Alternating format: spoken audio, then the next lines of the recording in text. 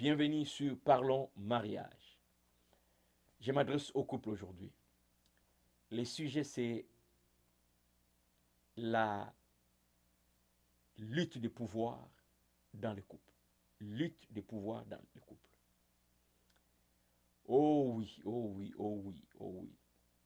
Ça cause des problèmes dans les couples. Et ça a même malheureusement mis fin à d'autres couples. La lutte des pouvoirs. C'est effrayant de voir comment dans les couples, juste deux personnes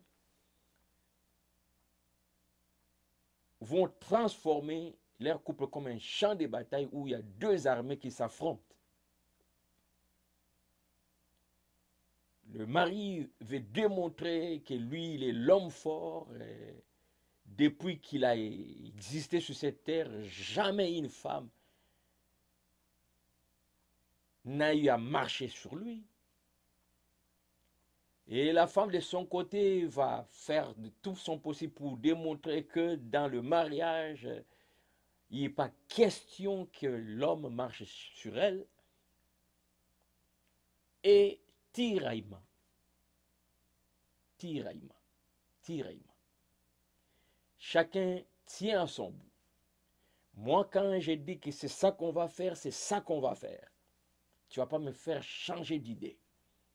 Moi, quand j'ai dit c'est dans telle direction qu'on va aller, c'est dans cette direction-là qu'on va aller. Tu ne vas pas me faire changer d'idée. Waouh! Ça témoigne que quelque part, il y a une lacune. Il y a une lacune de la compréhension de la dynamique de la vie des couples. Et c'est là que j'ai dit, les parents, vous qui m'écoutez, vous qui avez des enfants en bas âge, le mariage se prépare déjà quand les enfants sont à la maison. Il y a des valeurs qui doivent être inculquées déjà à la maison. Le mariage, on n'est pas là pour sa personne. On est là pour former une autre identité. Pour former une autre identité. Si on n'est pas prêt à former cette autre identité avec l'autre, ben, vous n'êtes pas obligé d'entrer dans les mariages. Il n'y a aucune obligation d'entrer dans les mariages. Vivez seul. C'est votre droit. Personne ne vous dira quoi faire. Vivez seul. Mais quand vous acceptez d'entrer dans le mariage, comprenez aussi que c'est tout un univers qui a ses lois. Écrites ou non écrites, c'est comme ça. Il faut qu'il y ait une façon de faire. Sinon, ça ne va pas tenir. Même si vous avez la légèreté de divorcer, écoutez, c'est pas parce que vous êtes capable de divorcer que c'est un point. Le mariage, il est beau quand il est vécu dans ses normes. C'est un style de vie. C'est un style de vie. Les divorces, c'est pas gay là. Les divorces, c'est pas beau. Les divorces, c'est pas beau. Je parle du mariage, il est beau lorsque vraiment on les vit dans ses règles. Alors la lutte des pouvoirs, s'il vous plaît, vous rendez mauvais service. De part et d'autre. Vous privez la paix dans votre cœur. Et si vous avez des enfants, vous rendez mauvais service à vos enfants. De tout le temps mettre le feu. Vous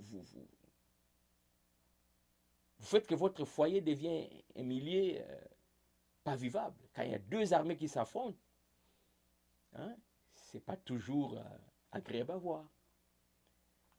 Mettez un peu de l'eau dans votre vin, comme on dit.